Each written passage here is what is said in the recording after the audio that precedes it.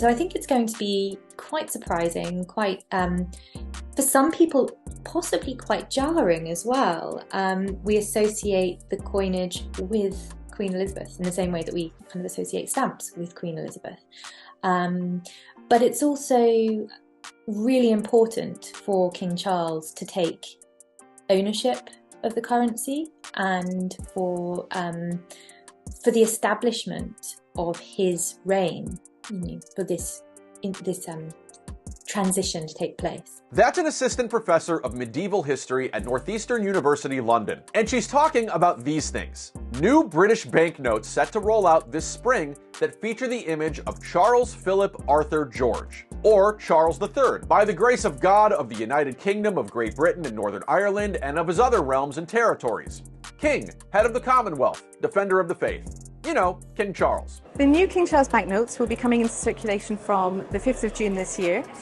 They have the same design as previous banknotes, the same banknote character on the reverse. The main difference you'll notice is the portrait on the front, not just the main portrait on the right-hand side of the notes, but the smaller portrait in the see-through window on the left-hand side of the notes. That woman is a curator at the Bank of England Museum, where samples of these upcoming banknotes ranging from 5s to 10s to 20s to, wow, 50s, are on display in something of a preview of things to come, at least for your wallet, in an exhibit called The Future of Money. Now, in an age in which people can pay for tea time using their wristwatch, you might think that cash is a bit old hat. And indeed, it doesn't get much more old hat than this guy. As noted by this Future of Money document put out by the Bank of England Museum for children aged 11 to 14, 55% of all payments in the UK were made with cash in 2011, which dropped down to 14% by 2022, and is further expected to hit 7% by 2032. That's similar to what's happening here in the former British colonies, as laid out in the most recent Findings from the Diary of Consumer Payment Choice,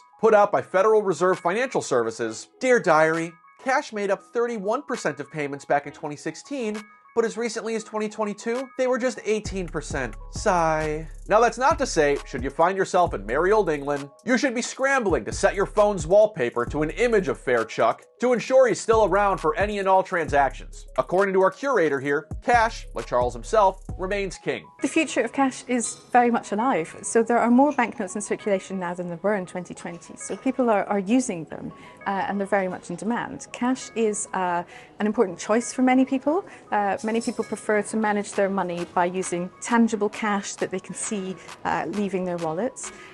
But cash is also an essential choice for many too. There are 1.1 million adults in the UK who are unbanked, so they don't have a bank account, they don't have access to digital financial services. So cash is an essential choice for many, and the bank is here to support that choice as long as necessary. As Euronews points out, coins of the king have been circulating in the UK for a few months now, but the banknotes take longer to prepare. Hence, while you're free to lay your eyes on one of these specimens at this bank museum, you can't settle your tab using Grandpa Wales quite yet. They will start to come into circulation from the 5th of June, and it will be a slightly more gradual process than you'll have noticed from previous issues more recently of the £50 or the £20 notes. All four denominations are going to be replaced, and the notes that are coming out will be replacing notes that have been withdrawn from circulation because they're old and scruffy and worn. So it'll be a much more gradual process, but you will start to see them in shops and ATMs from the 5th of June. It's worth pointing out that this changing of the change is a pretty big update, given, as the museum points out, that the late Queen Elizabeth II has adorned all Bank of England notes since 1960,